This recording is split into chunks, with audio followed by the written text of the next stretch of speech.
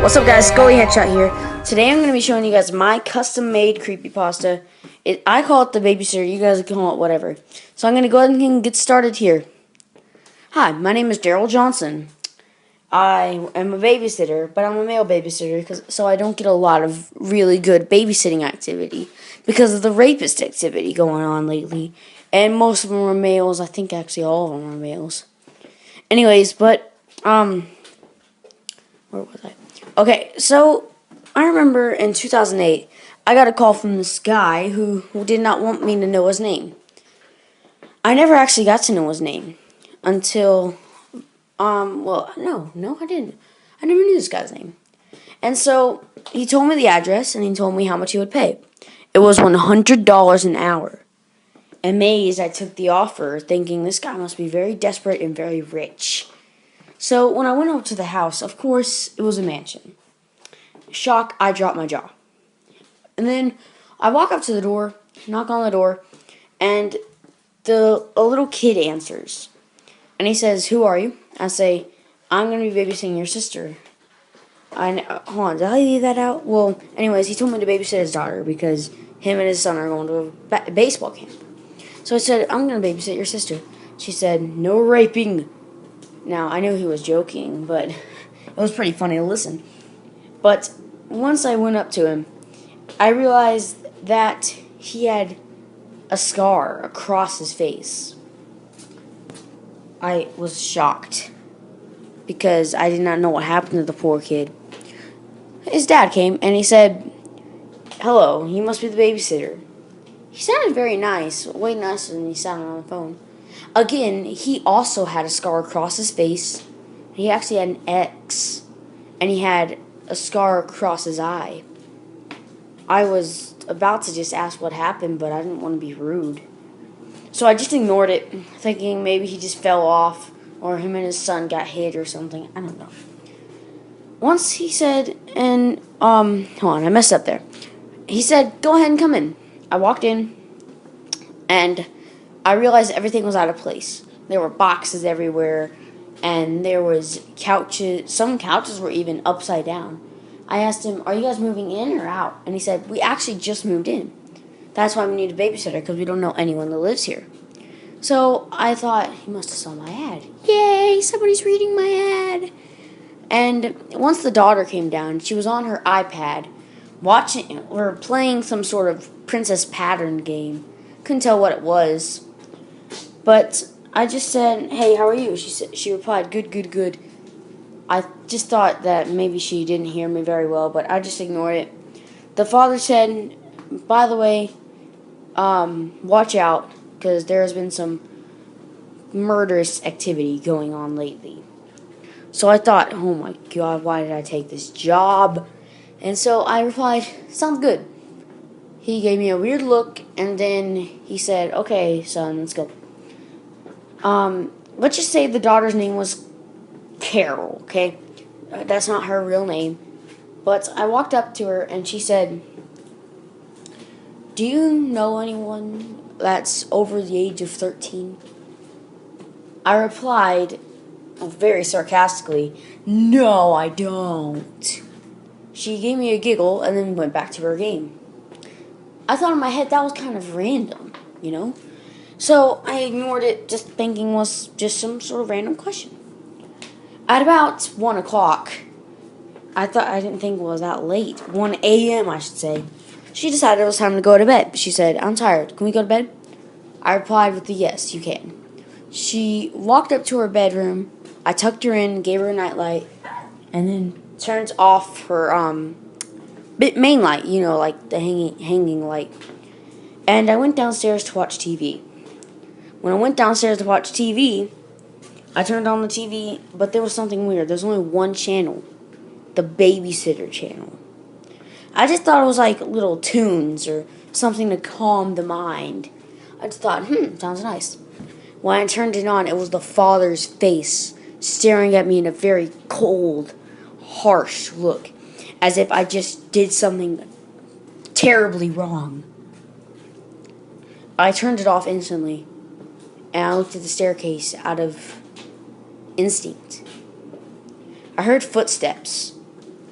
I went upstairs thinking it was just the daughter. And when I went to the daughter's room, all the rooms were empty. Nothing was in any of the rooms.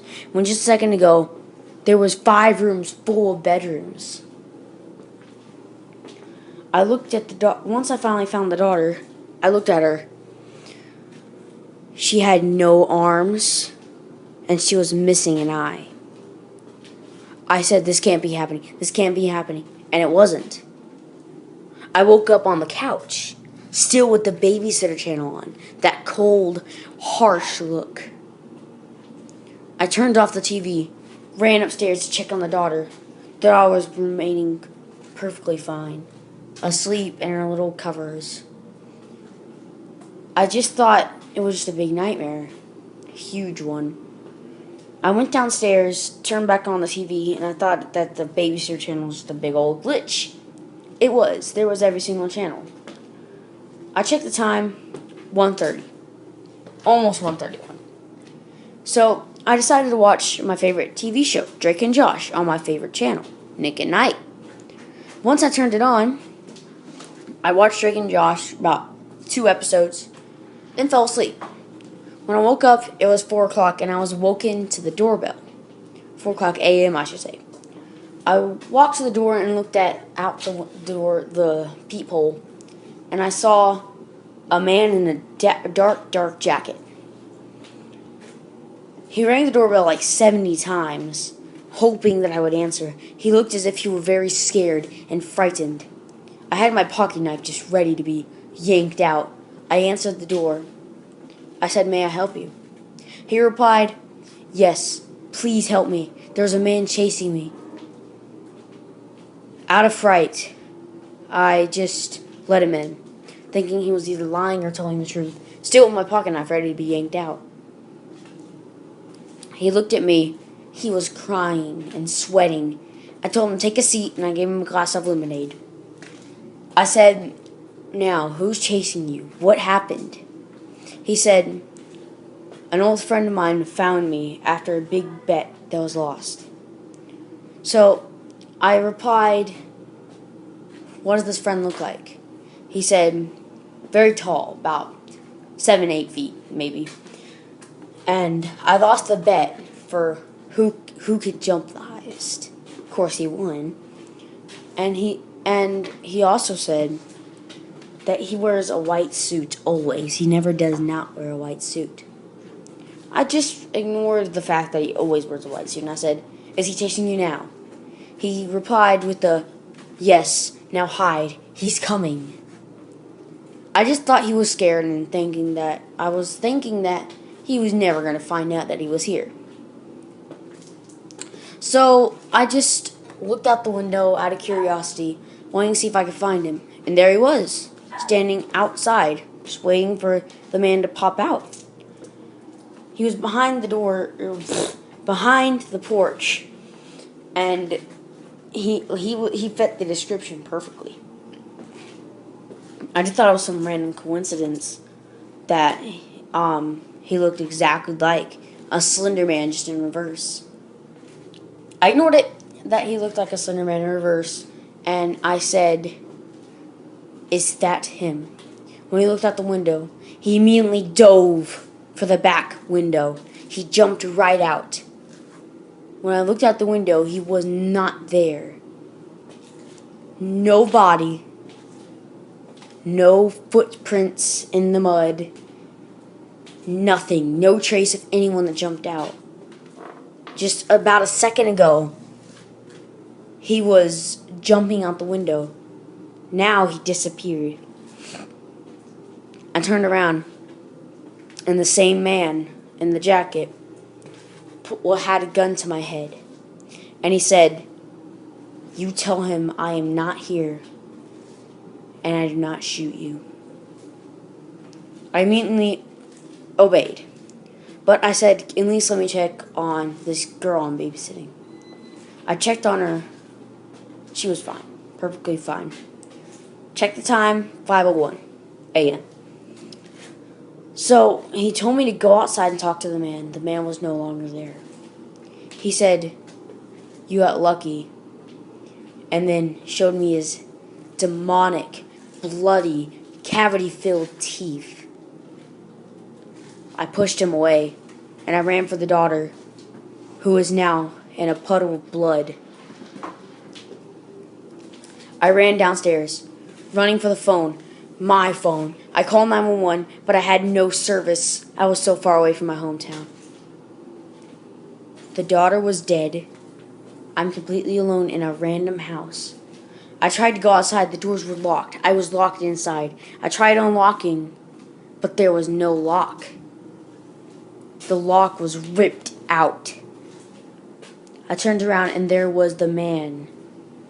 Tall, white suit. Fit the description. He said, "It's your turn to die, my good friend. It is your turn to die." Well, guys, I hope you guys liked the creepypasta. I know that it was kind of short or long. I can't really tell. But I know that I had a lot of mess ups. That was my fault because this was my very first creepypasta I told myself. But yeah, my last creepypasta, the Slender Man story. You guys might want to check that out too. But I'm gonna start doing creepypastas. Oh crap, there's something right there. Anyways, but you guys might want to check out my other creepypastas too. Also, if you have any creepypasta requests, leave them in the description. I will research them and do as detailed as I can. And again, guys, please like the video if you like the creepypasta. And don't forget to like and subscribe. Scully out. Peace.